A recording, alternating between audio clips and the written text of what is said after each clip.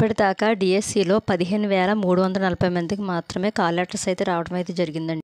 Hi friends, అందరికీ నమస్తే అండి. అందరికీ తెలుగు భాషా దినోత్సవం శుభాకాంక్షలు అండి. ఈ తెలుగు భాషా దినోత్సవాన్ని మనం గిడుగు రామ్మూర్తి గారి జన్మదినం 1863 ఆగస్టు 29 అండి. ఈయన జన్మించారు. ఆయన జన్మదినాన్ని పురస్కరించుకుని మనం తెలుగు భాషా దినోత్సవాన్ని అయితే జరుపుకోవడం అయితే జరుగుతుందండి. ఈరోజు మనం టెక్స్ట్ బుక్లో భాష చదువుతున్నామంటే మన వ్యవహారిక భాష, అలాగే మన పత్రికల్లో చదువుతామంటే వ్యవహారిక భాష, వీరన్నిటికీ కూడా కృషి చేసింది గిడుగు రామ్మూర్తి గారండి. ఇవాళ ఆయన జన్మదినం కాబట్టి తెలుగు భాషా దినోత్సవాన్ని మనం పురస్కరించుకుని ఆయన గురించి అయితే 2 మాటలు అయితే చెప్పడం జరిగిందండి.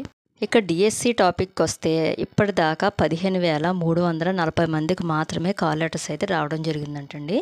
మా ఫ్రెండ్ వాళ్ళ రిలేటివ్స్ అని చెప్పాను కదండి, వాళ్ళైతే డిస్ట్రిక్ట్ టాపర్ అండి. సో వాళ్ళకైతే సర్టిఫికేట్ వెరిఫికేషన్ రమ్మని అయితే ఒక కాల్ లెటర్ అయితే రావడం జరిగిందంటండి. వాళ్ళైతే 3 పోస్టులకి అయితే టాప్లో అయితే ఉన్నారంట. సో మీరు ఆ పోస్ట్కి రండి, ఈ పోస్ట్కి రండి అని అయితే మాత్రం అందులో లేదంటండి. సర్టిఫికేట్ వెరిఫికేషన్కి రమ్మని మాత్రమే అయితే వచ్చిందంట. సో స్టార్టింగ్ డేనే వాళ్ళు టాప్లో ఉన్నారు కాబట్టి వెరిఫికేషన్కి అయితే వెళ్ళటం అయితే జరిగిందంట. అక్కడైతే గెజిటెడ్ సైన్ చేయించిన 3 సెట్స్ అయితే వాళ్ళైతే తీసుకోవడం అయితే జరిగిందంటండి. చాలా ఇదిగానే చూస్తున్నారంటండి సర్టిఫికెట్స్ అన్నీ కూడాని. మన స్టడీ క్వాలిఫికేషన్ సర్టిఫికెట్స్ అన్నీ కూడా ఒకరు చెక్ చేస్తున్నారంట. నెక్స్ట్ క్యాస్ట్ సర్టిఫికెట్స్ అన్నీ కూడా ఒకరు చెక్ చేయడం అయితే జరుగుతుందంటండి. ఇవన్నీ కూడా వెరిఫికేషన్ అంతా అయిన తర్వాత మేము నెక్స్ట్ సెలక్షన్ లిస్ట్ అయితే ఇస్తాము అని చెప్పేసి వాళ్ళని అయితే పంపించడం అయితే జరిగిందంటండి. ఒక్కొక్కరు వెరిఫికేషన్కి 30 to 40 మినిట్స్ టైం అయితే తీసుకుంటుందంటండి. చాలామంది అయితే చెప్తున్నారు 30 to 40 మినిట్స్ అంటండి. సో వెరిఫికేషన్కి వెళ్ళి వచ్చిన వాళ్ళకి కూడా ఇంకా క్లారిటీ లేదండి ఏ పోస్ట్కి వాళ్ళు సెలెక్ట్ అయ్యారు అనేది. మెరిట్ లిస్ట్ ఇచ్చేసారు. నెక్స్ట్ సెలక్షన్ లిస్ట్ ఇచ్చిన తర్వాత అందులో వాళ్ళు ఏ పోస్ట్కి సెలెక్ట్ అయ్యారు అనేది వాళ్ళైతే చూసుకోవాలండి. కాకపోతే అభ్యర్థులందరికీ ఉన్న డౌట్ ఏంటంటే అసలు కాల్ లెటర్స్ ఎవరికి వస్తున్నాయి, అసలు ఎవరు సెలెక్ట్ అయ్యారు ఏంటి అనే డౌట్స్ అయితే చాలామందికే ఉందండి. కాకపోతే గవర్నమెంట్ ఏంటంటే ముందు మెరిట్ లిస్ట్ ఇచ్చి తర్వాత సెలక్షన్ లిస్ట్ ఇచ్చి తర్వాత సర్టిఫికేట్ వెరిఫికేషన్ ప్రాసెస్ చేసి ఉంటే బాగుండేది. కాకపోతే ఆ ప్రాసెస్ ఏమీ చేయకుండా మెరిట్ లిస్ట్ ఇచ్చి నెక్స్ట్ సర్టిఫికేట్ వెరిఫికేషన్కి అయితే గవర్నమెంట్ అయితే పిలవడం అయితే జరిగిందండి.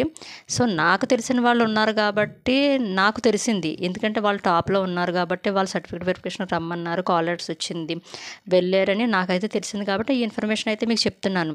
అదే నాకు తెలియని వాళ్ళు ఉంటే కనుక నేను అనుకునేదాన్ని అసలు ఎవరికి వచ్చినాయి కాల్ లెటర్స్, అసలు ఎవరికన్నా వస్తున్నాయా లేదా ఎవరికి ఇచ్చుకుంటున్నారు ఏంటనే డౌట్ నాకు వచ్చి ఉండేది.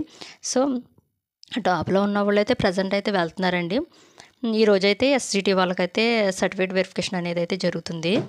ఇంకోటి ఏంటంటే ఎక్స్ సర్వీస్ మ్యాన్ పోస్టులు అండి. ఇవి వచ్చేసి వాళ్ళ ఫ్యామిలీలో ఎవరైనా ఉంటే ఎక్స్ సర్వీస్ మ్యాన్స్ ఉంటే వాళ్ళు ఎక్స్ సర్వీస్ మ్యాన్ అని చెప్పేసి అప్లై చేసుకోవడం జరిగిందంటండి. అలాంటి వాళ్ళైతే చాలామంది అయితే రిజెక్ట్ అయ్యారండి. వీళ్ళు ఎక్స్ సర్వీస్ మ్యాన్ అవ్వి ఉండాలి, అంతేగాని వీళ్ళ ఫ్యామిలీలో ఎవరైనా ఎక్స్ సర్వీస్ మ్యాన్ ఉంటే వీళ్ళు ఎలా ఎలిజిబుల్ అవుతారండి. సో అలాంటి వాళ్ళని అయితే రిజెక్ట్ చేయడం అయితే జరిగిందండి. కాబట్టి సర్టిఫికేట్ వెరిఫికేషన్ ప్రాసెస్ అంతా కూడా మనకి మండే వరకు కూడా జరుగుతుందంటండి.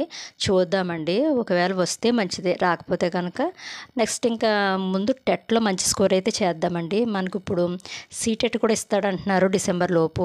సీటెట్ కూడా రాద్దాము, నెక్స్ట్ టెట్ కూడా మంచి స్కోర్ అయితే చేద్దామండి. టెట్లో చాలామంది కూడా మంచి స్కోర్ అయితే చేయడం జరిగింది. సో దానివల్ల ఏంటంటే వాళ్ళకైతే మంచి మార్క్స్ అనేవి రావడం కూడా జరిగింది. సో మన ప్రిపరేషన్ అంతా కూడా ఇప్పటి నుంచే కూడా స్టార్ట్ చేద్దామండి. ఈ వీడియో నచ్చితే కనుక ఒక లైక్ చేయండి, కామెంట్ చేయండి. మన ఛానల్ కొత్తగా చూస్తే కనుక సబ్స్క్రైబ్ చేసుకోండి. ఓకేనా ఫ్రెండ్స్, బాయ్ ఫ్రెండ్స్.